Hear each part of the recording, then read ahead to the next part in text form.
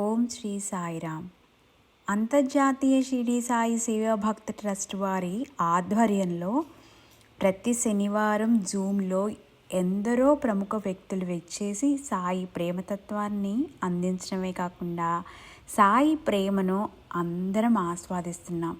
మీరందరూ కూడా జూమ్లో పాల్గొనాలని, లేనివారు యూట్యూబ్లో చూసి బాబా ప్రేమను పొందుతున్నారని భావిస్తున్నాం. అంతేకాకుండా ఐఎస్ఎస్బిఎస్టి వారి ఎన్నో కార్యక్రమాలని మనము యూట్యూబ్ ద్వారాగా మనం చూడవచ్చు. మరింత సాయి ప్రేమని, సాయి సమర్థతని తెలుసుకోవాలంటే అందరూ ఐఎస్ఎస్బిఎస్టి ఛానల్ని సబ్స్క్రైబ్, లైక్ చేయండి. మీరే కాకుండా మీ బంధుమిత్రులందరినీ కూడా సాయి ప్రేమను పొందేటందుకు షేర్ చేయండి. ఓం సాయిరామ్.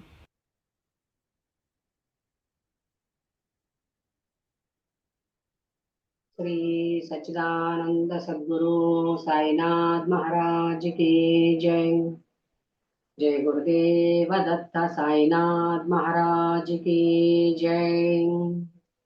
गुरु ब्रह्मा गुरुर्विष्णु गुरुर्देवो महेश्वरः गुरु साक्षात् परब्रह्म तस्मै श्री गुरवे नमः। अज्ञानतिमिरान्धस्य ज्ञानाञ्जनशलाकया चक्षुरुन्मिलितं येन तस्मै श्रीगुरवे नमः।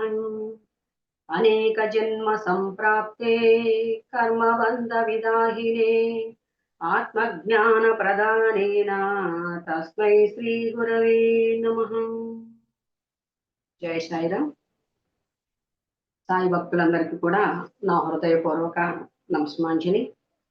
మనం బాబా గారి యొక్క కృపచేత గత వారం నరసింహస్వామి యొక్క బివి నరసింహస్వామి యొక్క జీవిత చరిత్రని కొంచెం క్లుప్తంగా తెలుసుకునేటువంటి ప్రయత్నం చేశాం.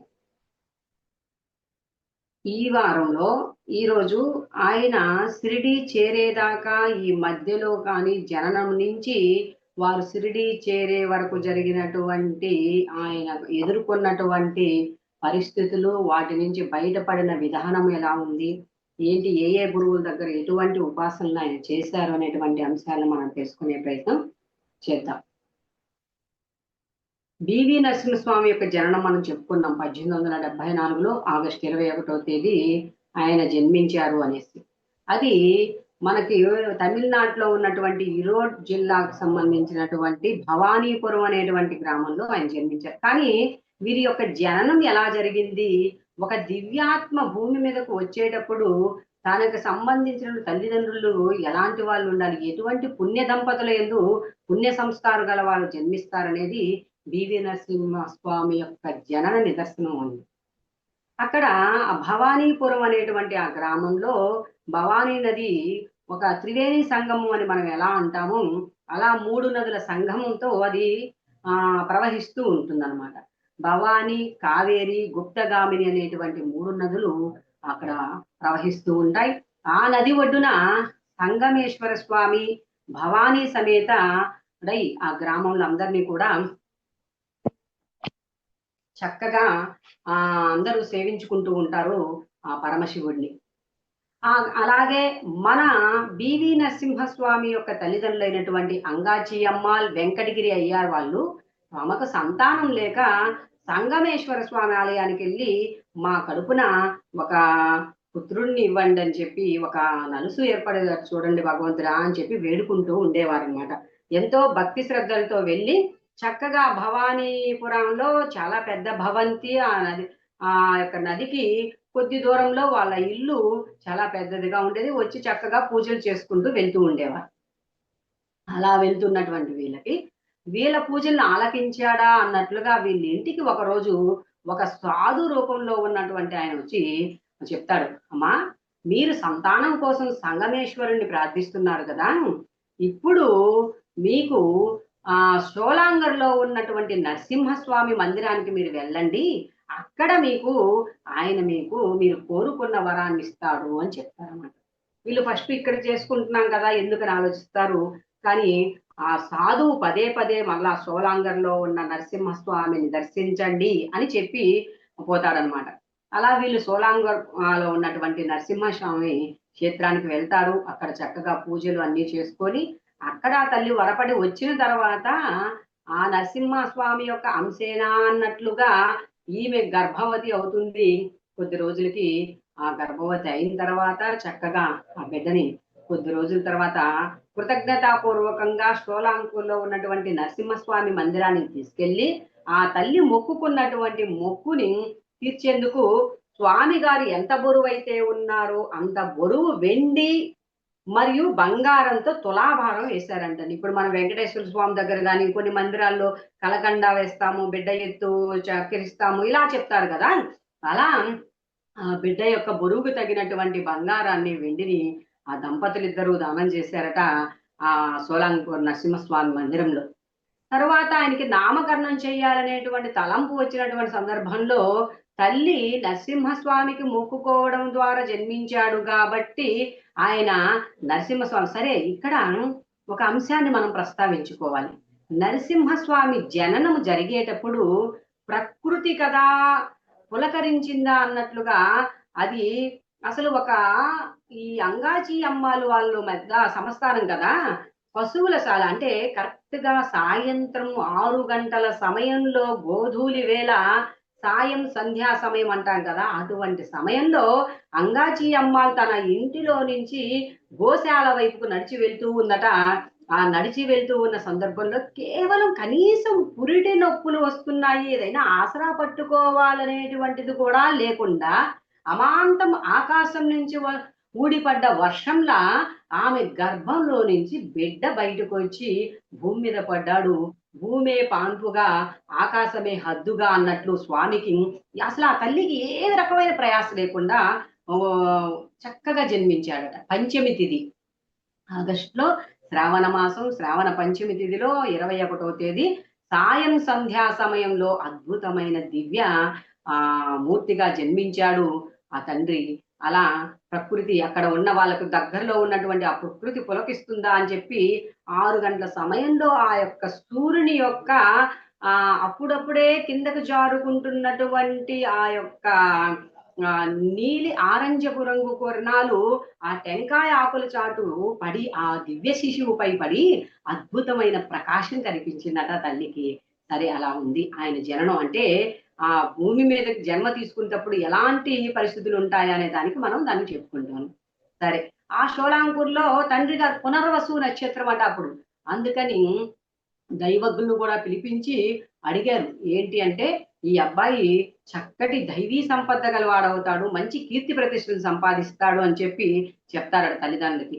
సరే, పునర్వసు నక్షత్రం రోజు జన్మించాడు కాబట్టి రామనాథన్ అనేటువంటి పేరును పెట్టాలని తండ్రి ప్రస్తావిస్తారట. కానీ తల్లి అంటుంది నరసింహస్వామి యొక్క దయచేత పుట్టాడు కాబట్టి నరసింహన్ అని పెట్టుకుందాము అన్నారు. సరే, అమ్మగారికి దానికే ఆమోదం పలికి నరసింహ అయ్యార్ అనేటువంటి, అయ్యార్ అంటే వాళ్ళు బ్రాహ్మణులు, అయ్యార్ బ్రాహ్మణ్స్ అని తమిళనాడు ఉంటారు కదా, అలా నరసింహన్ అనేటువంటి నామకరణం చేశారు. సరే, అలా ఆయన పువ్వు పుట్టగానే పురములు ఆ పెరిగే కొద్దీ కూడా దినదిన ప్రవర్ధమానమవుతున్నాడా అన్నంతగా శోభిస్తూ ఆ ముఖవర్చస్సు కానీ ఆ శరీర సౌష్ఠవం కానీ అలా ఉందట ఆయన్ని. సరే, సాధువులు కూడా వచ్చి దర్శించిన వాళ్ళు చూసే వాళ్ళు మంచి దైవజ్ఞుడు అవుతాడని చెప్పి చెప్తూ ఉండేవాళ్ళట. సరే, అలా అయిపోయిన తర్వాత 1877 74లో మన నరసింహయ్యార్ గారు జన్మించారు. తరువాత వాళ్ళకి మరలా 1877లో మరొక కుమారుడు జన్మిస్తాడట వాళ్ళకి.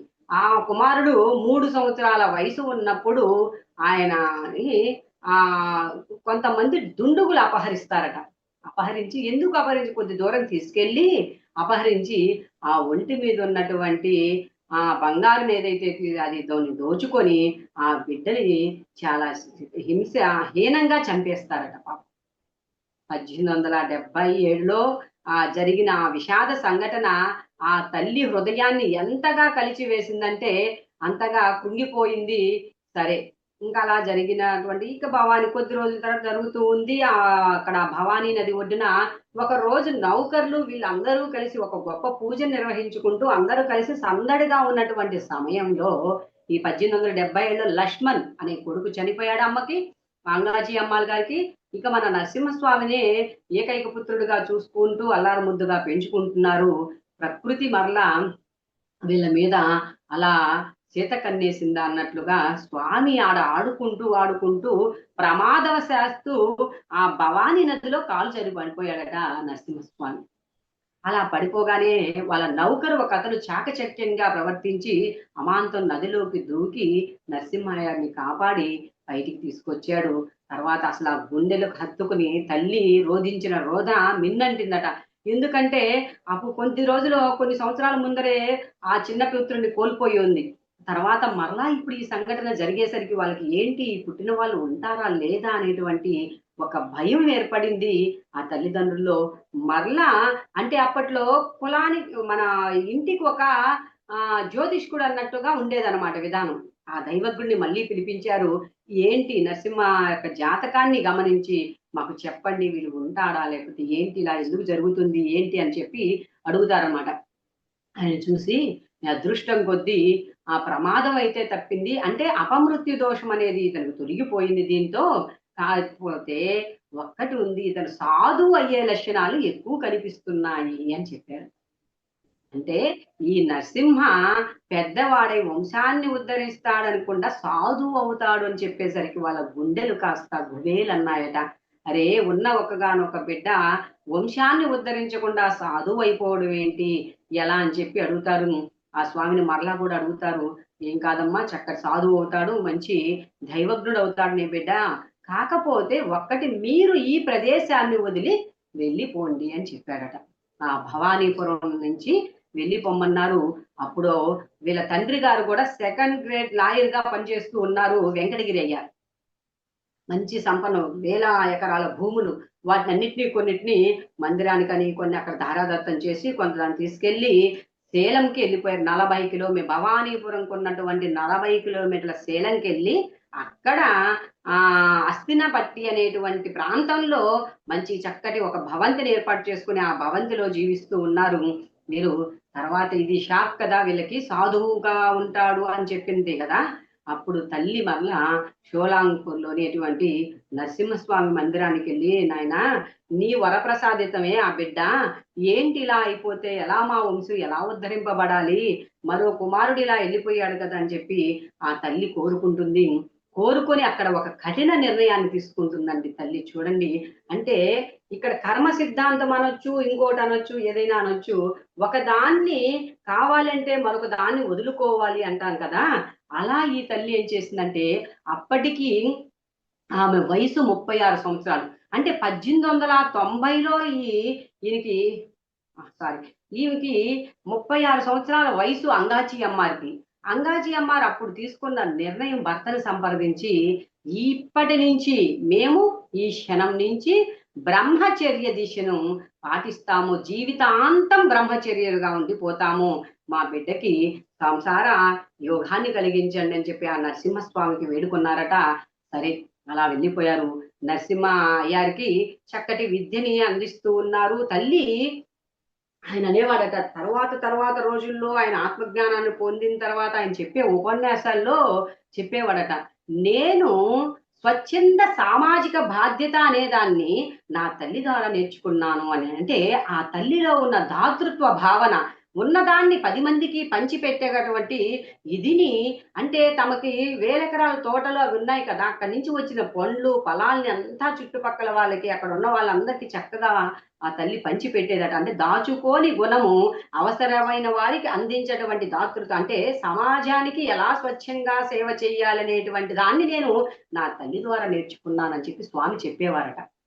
తరువాత తండ్రి గారు అంటారా, ఇక నిరంతరం వారింట్లో ఒక రామాయణము, భాగవతము, ఏదో ఒక సద్గ్రంథ పఠనము సద్గోష్ఠిగా జరుగుతూ ఉండేదట ప్రతిరోజు సాయంత్రము. ఎక్కడ ఎంతో మంది సాధు సత్పురుషులను కూడా తీసుకొచ్చి వాళ్ళ ఇంట్లో వాళ్ళ తండ్రి చేయిస్తుండేవాడట. మత సామరస్యం ఏదీ లేనటువంటి భావనలో ఆ యొక్క ముస్లింస్ వాళ్ళని కూడా తీసుకొచ్చి పతిల్ని చక్కటి ముస్లిమ్స్ పాడుకునేటువంటి గేయాలను కూడా పాడించేవాడు. దాన్ని చూసి సమత్వ స్వచ్ఛత అనే దాన్ని నేను తెలుసుకున్నాను తండ్రి గారి నుంచి అని చెప్తాడు మన బివి నరసింహస్వామి. అలా జరిగిపోతున్నటువంటి దాంట్లో వీళ్ళు ఇంకా ఈయన విద్యాభ్యాసం జరుగుతూ ఉంది. చక్కగా సంస్కృతం అంతో ఇంతో 1890లో ఈయనకి ఉపనయనం చేస్తారు. ఉపనయనం చేసి గాయత్రి మంత్రాన్ని తండ్రి ఉపదేశిస్తాడు. దాన్ని చక్కగా పాటించుకుంటూ సేలంలో ఉన్నారు కదా, ఆ సేలంలో వాళ్ళ ఇంటి పక్కన అలిమేలమ్మ అనేటువంటి వేదశాస్త్ర పరాయణురాలు ఉండేది. వేదాలను చెప్పుకుని చదివే నేర్పించేటువంటి సంస్కృత పాఠశాలలో అక్కడికి అమ్మని పంపించి నరసింహయ్యని అక్కడ ఆమెతో కలిసి ఆమె ద్వారా వేద ఉపనిషత్తులు ఇట్లాంటివన్నీ కూడా నేర్పించబడట. అసలు ఎంత స్పష్టంగానో ఎంత చక్కగానో పలికేటువంటి నరసింహను చూసి ఆ అలిమేలమ్మ మురిసిపోయేదట. వాళ్ళ టీచర్ మురిసిపోయి ప్రతిరోజు సాయంత్రం 4 గంటల సమయం అయ్యేసరికి చాలా ప్రేమ, కన్నా వచ్చి తమిళంలో ఉపనిషత్తులు వల్లి వేస్తావా అని చెప్పి అనగానే ఈ బుడతడు బుడిబుడి అడుగులు వేసుకుంటూ పరిగెత్తుకుంటూ వెళ్ళేవాడట ఆయన. ఇక్కడ చిన్న వయసు నుంచే నరసింహయ్యలో నాయకత్వ లక్షణాలు, ఎదుటివారి యొక్క అంటే ప్రతి దాంట్లో క్వాలిటీగా తను లీడర్షిప్ ను పొందాలనుకునేవాడు. ఇంకొకటి ఎవరైనా అసత్యం ధర్మం పక్కన నిలబడడం, సత్యం పక్కన నిలబడడం, ఏదైనా సత్యాన్ని కానీ ధర్మాన్ని కానీ తప్పినట్టున్నారా అంటే ఉగ్ర నరసింహుడే అయ్యేవాడట ఆయన. అటువంటి గుణాలతో నరసింహయ్య పెరుగుతూ ఉన్నాడు. ఆ పెరుగుతూ ఉన్నటువంటి సందర్భంలో ఇక అక్కడ అయిపోయింది. తర్వాత పెద్ద చదువులకు అని చెప్పేసి ఇంటర్మీడియట్ ఇట్లాంటి చదువులకి మద్రాసు క్రిస్టియన్ కళాశాలలో ఆయన్ని వేయడం జరిగితే అక్కడ ఆ యొక్క క్రిస్టియన్ పాఠశాలలు చాలా క్రమశిక్షణతో కూడి ఉండేవి. అప్పట్లో మనకి ఎక్కువ ఉండేవి కూడా, ఎక్కువ క్రమశిక్షణతో ఉంటే అక్కడ వాళ్ళు చేసేటువంటి బోధనలో జీసస్ క్రీస్తు యొక్క ప్రేమ భావాలకు, ఆ ప్రేమ జనితమైనటువంటి వాక్కులకు ఆకర్షితుడయ్యాడట నరసింహయ్య. అవగానే ఒక్కొక్కసారి వాళ్ళ తండ్రి కనిపించేదట, వీళ్ళు ఈ క్రిస్టియానిటీ ఏమన్నా పుచ్చేసుకుంటాడా అన్నంతగా ఉండేదట. తర్వాత ఆయనకు అర్థమైందట జీసస్ చూపించినటువంటి విశ్వ ప్రేమకు ఆకర్షితుడు అవుతున్నాడే కానీ క్రిస్టియన్ మతం పట్ల ఆకర్షితుడు కావట్లేదు బిడ్డ అని చెప్పి తండ్రి గుర్తించాడు. సరే ఈసారి చక్కగా ఇంటర్మీడియట్ పూర్తి అయిపోయింది, ఇదికి అవుతూ ఉన్నాడు. ఆ సందర్భంలో 1890లో ఇంటికి వచ్చే సెలవుల్లో, వేసవి సెలవుల్లో ఇంటికి వచ్చి 16 సంవత్సరాల వయసు స్వామికి. అప్పుడు 16 సంవత్సరాల వయసులో ఇంట్లో వివాహ సందడి జరుగుతూ ఉంది నరసింహయ్యకి. ఆ ఈరోడ్ జిల్లాలోనే కమాయపాలెం అనేటువంటి గ్రామంలో ఒక సద్గుణాల రాసైనటువంటి సీతామహాలక్ష్మిని చూసి ఆ చక్కగా ఈయనకి పెళ్లి చేశారన్నమాట. శాంత వైద్యుచి అయ్యారు అనేటువంటి దంపతుల కుమార్తె ఈమె. ఆయనకి ఇచ్చి పెళ్లి, ఆమెకు 10 సంవత్సరాలు, స్వామికి 16 సంవత్సరాల వయసులో వివాహితుడయ్యాడు నరసింహయ్య 1890లో. ఇలా తర్వాత ఆయన 1890, 1901, 4, 2 ఇలా ఒక్కొక్క పదవిలో ఒక్కొక్క, అంటే కాంగ్రెస్ సభలకు అధ్యక్షుడుగా ఒక దాంట్లో, మున్సిపల్ కోఆపరేటివ్ బ్యాంక్ అధ్యక్షుడుగా, ఇలా ఆయన ప్రతి సంవత్సరం ఉత్తీర్ణతలో అవుతూనే ఉన్నాడు.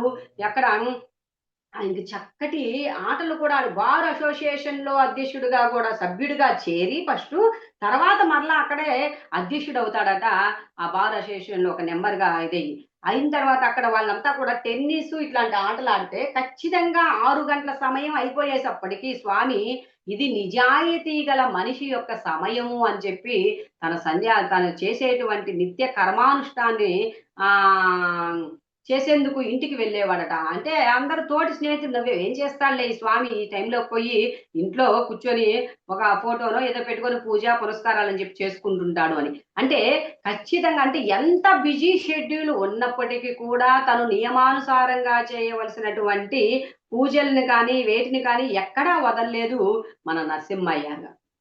అలా ఆయన అట్లా, అంటే తండ్రి ఎప్పుడైతే ఆ యొక్క సంధ్యావందనాన్ని గాయత్రి ఉపదేశం చేశాడో అప్పటి నుంచి కూడా ఆయన 3 పూట్ల జపము, సంధ్యావందనము వీటిని ఎక్కడా కూడా వదలకుండా వెళ్తూ ఉన్నారట మన నరసింహయ్య గారు. ఇక్కడ పోతే ఇంకా ఈమె తల్లి చాలా మొదటి గురువు అని చెప్తూ ఉంటాడు నరసింహస్వామి ఎప్పుడు. ఎందుకంటే ఎప్పుడు కూడా తన పక్కలో కూర్చుని ఏదో భాగవతము, భగవద్లీలల గురించినటువంటి అంశాలు ఏదో ఒకటి చెప్తూ ఉండేదట. ఇంకా కూడా ఆ తల్లి ఆయన భోజనానికి వస్తూ ఉంటే ఆయనకు భోజనానికి రాబోయే ముందు చేయవలసినటువంటి 2 నియమానుసార విధుల్ని విధించిందట. అవి ఏంటంటే, ఒకటి తులసి మాతకు నీళ్లు పోసి, తర్వాత గోమాత అంటే శాలలో ఉన్నటువంటి గోమాతకు గ్రాసం వేసి వచ్చి తర్వాత తను భుజించాలి అని చెప్పేదట. మనం చెప్తాం కదా భూత యజ్ఞం, మనం తినే ఆహారాన్ని ఎవరికైనా ముందు పెట్టి, అంటే మనకి ఎలా ఆకలో సర్వజీవులకి అలానే అనేది దాన్ని చేసింది తల్లి. అప్పటి నుంచి ఎప్పుడు కూడా ఆ రెండింటిని ఆయన పాటిస్తూ తాను ఎప్పుడు మూడో వాడే అనేవాడట ఆయన. అలా ఉండేవాడు నరసింహ స్వామి. ఇంకా కూడా తన తల్లి చేసేటువంటి పరోపకారం దాన్ని ఒక రోజు చూసి గమనించి క్షుణ్ణంగా ఒక ప్రశ్న వేస్తాడట అమ్మ. ఆమె తన ఇంట్లో వంట చేసుకొని తన పొరుగింటి వారికి ఏదో ఇబ్బంది కలగడం వలన వాళ్ళ ఇంటికి వెళ్ళి వాళ్ళకు భోజనం ఈమె కూరగాయలు కోసి చేసి చక్కగా వండి పెట్టి వస్తుందన్నమాట. దీన్ని గమనించినటువంటి నరసింహయ్యారు అమ్మని అడుగుతాడట, అమ్మా వాళ్ళు నిస్సహాయంగా ఉన్నారు కదా చేసుకోలేక, వాళ్ళకంటే కూడా ముందుగా వెళ్ళి వాళ్ళ ఇంట్లో భోజనం వంట చేసి వచ్చి తర్వాత మన ఇంట్లో చేయవచ్చు కదా అని అడిగాడట. ఈ ప్రశ్న అనగానే మనకెవరికైనా ఏమనిపిస్తుంది?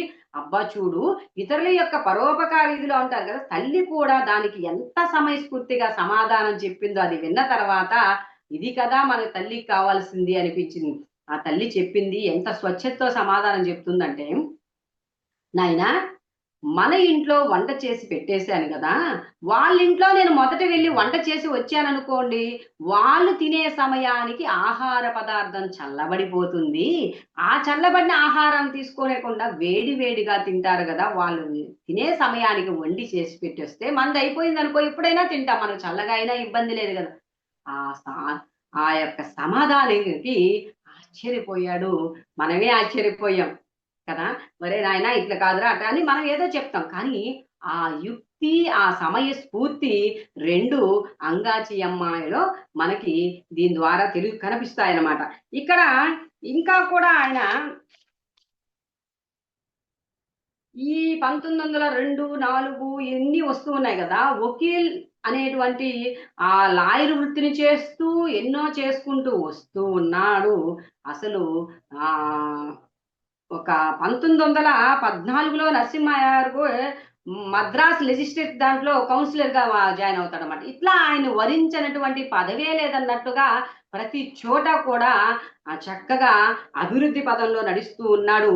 1916 ఈయన 1915లో డాక్టర్ అనిబిసెంట్‌తో కలిసి స్వాతంత్ర సమరోధాన్ని కూడా చేశాడట మన నరసింహయ్య. ఇక 1920 దాకా దాంట్లో కొనసాగి 1916 కల్లా ఈయనకి వివాహం జరిగి ఉంది కదా, 1916 కల్లా 5 మంది సంతానం ఉంది. సంతానంలో ముగ్గురు పిల్లలకి వివాహాలు చేసేసాడు స్వామి. అది ఈయనకి 5 మంది సంతానంలో 2 మగ పిల్లలు, 3 అమ్మాయిలు. ఈ 3 అమ్మాయిల్లో లాస్ట్ లో మనకి ఆ చనిపోయే చిన్న అమ్మాయి, చిన్న అబ్బాయి, పెద్దవాడైనటువంటి వెంకటరామను, చిన్న ఆ యొక్క రాజ్యలక్ష్మి, శారదాంబాలు అనేటువంటి వాళ్ళ ముగ్గురికి కూడా చక్కగా పెళ్లిళ్ళు చేసేసాడు. ఈ సావిత్రి, జయరామ్ అనేటువంటి వాళ్ళు స్వామి దగ్గరే ఉంటూ చక్కగా తల్లి నేర్పేటువంటి విద్యలు నేర్చుకుంటూ చక్కగా ఉన్నారు. సరే, ఇలా సాఫీగా ఆనందంగా సంతోషంగా 3 పువ్వులు 6 కాయలు అన్నట్లుగా ఆ జీవన గమనం సాగిపోతూ ఉంది. చక్కటి లాయర్ వృత్తిలో డబ్బే డబ్బు, డబ్బుకు కొదవే లేనటువంటి జీవితము అంతా చక్కగా సాగిపోతూ ఉంది. ఇక్కడ 1917లో ప్లేగు మహమ్మారి వ్యాప్తి చెంది అది ఎంతో మందిని బలికొనింది. ఆ బలికొన్న వాళ్ళల్లో మన నరసింహయ్యార్ కుటుంబ సభ్యులైనటువంటి నరసింహయ్యార్ని భూమి మీదకు తీసుకొచ్చినటువంటి అవతార మూర్తి వాళ్ళ తల్లి గారు ఈ శరీరాన్ని వదిలేసి వెళ్ళిపోయారు ఆ ప్లేగు వ్యాధితో.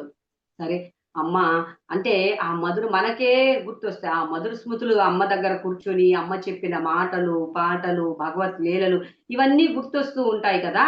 అలా జరిగిపోతుంది. సరే అలా దాన్ని మరిచి కోలుకుందామా అనే సమయానికి 1917లో తల్లి మరణము, 1918లో మరలా కలరా వ్యాధితో తండ్రి మరణము. ఇప్పుడు తల్లి తండ్రి ఇద్దరూ లేరు. నరసింహయ్యారికి భార్య, ముగ్గురు బిడ్డలు పెళ్లిళ్ళు అయిపోయి వాళ్ళు వెళ్ళిపోయి ఉన్నారు.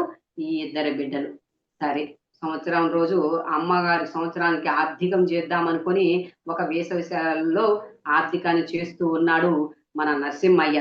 ఇక ఇది 18 తర్వాత 21లో జరిగిందనమాట. ఆ సంవత్సరికం రోజు పిల్లలు వేసవి సెలవులు కావడం వల్ల చక్కగా ఆడుకుంటూ ఉన్నారు. ఈయన ఆర్థికం యొక్క క్రియల్లో ఈయనున్నారు.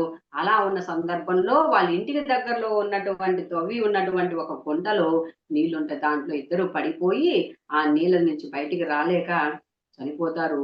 అది చూసి మెల్లగా వచ్చి ఒక నౌకరు ఇలా జరిగింది అని చెప్పి నాకు ఆ సంఘటన చదివినప్పుడు 'మంజునాథ' సినిమాలో మనకి ఆ మంజునాథుడు కదా అందరికి పిలిచి భోక్తలుగా పెట్టి అంతా వడ్డిస్తూ ఉంటే వాళ్ళు మరలా తమ మధుర గానంతో మమ్మల్ని ఆనందింపజేయండి అంటే బిడ్డ పాము కాటికి చనిపోయి లోపల అలా పడి ఉంటే అందరినీ సంతృప్తి పరిచేదానికి తమ బాధను తాము దిగమింగుకుంటూ చేస్తారు. అలా ఆ కార్యక్రమం ఆగకూడదు అనేటువంటి దాంతో మన వెంకట నరసింహయ్యారు అలా దాన్ని చేసి ఆ బిడ్డలిద్దరిని దాంట్లో నుంచి తీసుకొస్తూ ఉంటే దాన్ని చూసి ఆయన రోదించిన రోదన అంతా ఇంత కాదు. తండ్రిగా ఈయన రోదనే ఇలా ఉంటే ఇంక తల్లి రోదన మనం మాటల్లో చెప్పవలసినటువంటి పనే కాదు. ఇద్దరు బిడ్డలు ఒకటేసారి ఇద్దరు బిడ్డలు చూడండి.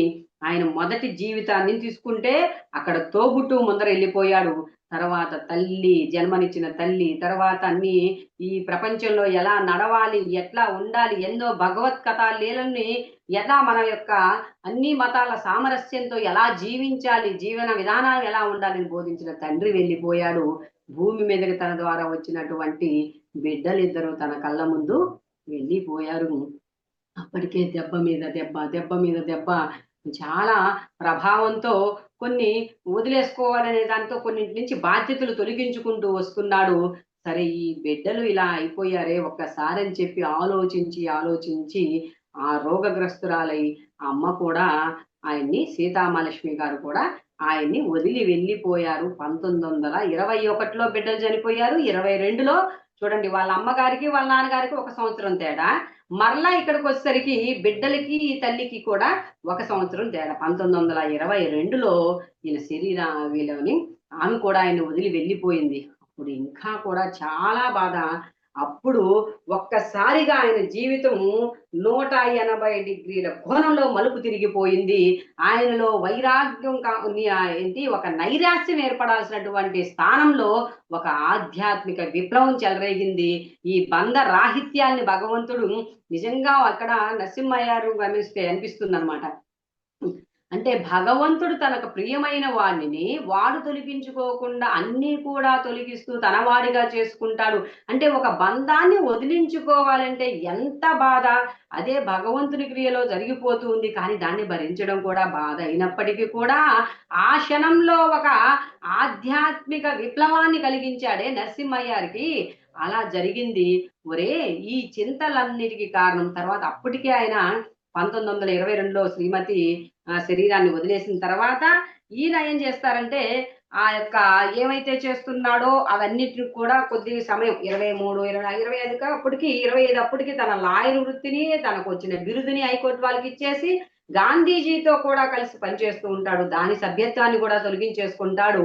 తొలగించేసుకున్నాక లక్ష్మీ ఆయన మందిరాన్ని ఒక దాన్ని స్థాపించి దాని పనులు జరుగుతూ ఉంటాయి. దాన్ని మధ్యలో వదలకూడదనేటువంటి భావనతో చక్కగా దాన్ని పూర్తి చేసి తమ కుల గురువులు అంటే తమ ఇంటికి ఎంతా కూడా అన్ని చెప్పేటువంటి వాళ్ళు ఎవరైతే ఉన్నారో వాళ్ళని పిలిచి నేను ఇంకా ఈ సంసారాన్ని త్యజించి ఇదిగో ఉన్న ఆస్తులు పాస్తులు ఆ వెంకట్రామని కొంచెము వాళ్ళ పిల్లలు ఉన్నారు కదా వాళ్ళందరికీ తలా కొంచెం ఇచ్చేసి నేను ఇక్కడి నుంచి బయలుదేరి వెళ్ళిపోతున్నాను. ఆధ్యాత్మిక అన్వేషణ కోసం సద్గురు అన్వేషణ కోసం బయలుదేరుతున్నానని చెప్పి చేతిలో చిల్లిగవ్వ కూడా తీసుకోకుండా ఏ పదవులు ఏమీ లేకుండా కాలి బాటన ఒక సంచి తగిలించుకొని ఒక వస్త్రాన్ని ఏదో అట్లా చుట్టుకొని కాలి బాటన ప్రయాణం మొదలుపెట్టాడు మన నరసింహయ్యార్. ఇంతవరకు ఆయన ప్రాపంచిక జీవితం సాగింది ఎన్నో విషాద సంఘటనలతో. కానీ పోతూ ఉన్నాడు, పోతూ ఉన్నాడు, పోతూ పోతూ పోతూ ఇక్కడ ఈయన 1914, 12 ప్రాంతంలో ఈయన కుటుంబ సభ్యులకి మన కాళహస్తి దగ్గర ఉన్నటువంటి నారాయణ వనం అనేటువంటి స్వరకాయల స్వామి ఆరాధించేవాళ్ళట, వెళ్ళేవాళ్ళట ఎక్కువ వాళ్ళు. అప్పట్లో స్వామిని కూడా అక్కడికి తీసుకెళ్లారు. అలాగే శృంగేరి పీఠానికి కూడా తీసుకెళ్తే శృంగేరి పీఠంలో అప్పుడు నరసింహ భారతీ స్వామి అనేటువంటి ఆయన ఉన్నారు. ఆయన ఆ శృంగేరి పీఠంలో సాక్షాత్ వాళ్ళు జగద్గురు స్వరూపులు కదా. ఆయన నరసింహయ్యారిని అలా తీసుకొని అప్పుడు ఆయన యొక్క శిరస్సు మీద చేయి ఉంచి వాళ్ళ తల్లిదండ్రులు చెప్పాడట, మంచి దైవీ సంపత్తు గుణాలతో ఇదవుతాడు మీ పుత్రుడు అని చెప్పి. తర్వాత ఇప్పుడు ఆ శృంగేరి పీఠం వాళ్ళతోనూ కొంచెం స్వరకాయల స్వామి యొక్క ఇదితోనూ వీళ్ళకి కుటుంబానికి సాంగత్యం ఉండేది. ఇప్పుడు ఈ అన్వేషణలో నేను ఎక్కడికి వెళ్ళాలి అనుకునేటువంటి సందర్భంలో శృంగేరి వైపు ఆయన అడుగులు పడతాయి. అక్కడికి వెళ్ళేటప్పటికీ ఆ యొక్క నరసింహ భారతీ స్వామి గారు దేహత్యాగం చేసి ఉన్నారు. 1925 నాటికి చంద్రశేఖర భారతీ స్వామి అనేవారు ఉన్నారనమాట. అక్కడ వారితో కలిసి కొద్ది రోజులు ఉండి ఆడ కొన్ని వేద పారాయణలు ఇవన్నీ కూడా నేర్చుకుంటాడు. అసలు ఆ శృంగేరి పీఠం వాళ్ళు అప్పుడప్పుడు స్వామి వాళ్ళు వెళ్ళడము చూశారు కదా. ఇప్పుడు ఈ 1925లో ఆ పీఠానికి వచ్చినటువంటి నరసింహయ్యర్ని చూసి శృంగేరి పీఠంలో చంద్రశేఖర సరస్వతి యొక్క శిష్యులు కూడా ఆశ్చర్యపోతారంట. అంటే అప్పటికే ఆయనలో ఆ వైరాగ్య తీవ్రమైన తపన ఎలా అయినా సాధించాలనేటువంటి ఇదితో చాలా నిర్లిప్త దూరంలో ఉన్నాడు. అసలు ఏంటి నరసింహయ్యారు ఏంటి ఇలా ఏంటి అని చెప్పి వాళ్ళే ఆశ్చర్యపోయారట. ఆయన చంద్రశేఖర భారతీ స్వామి సాంగత్యంలో ఎన్నో తెలుసుకుంటూ ఆయన ఉన్న సందర్భంలో ఆయన ఒక రోజు అడుగుతాడట చంద్రశేఖర భారతీ స్వామిని, స్వామి నాకు మీ చేతుల మీదుగా సన్యాస దీక్షను ప్రసాదించండి అయ్యా అని అడుగుతాడట.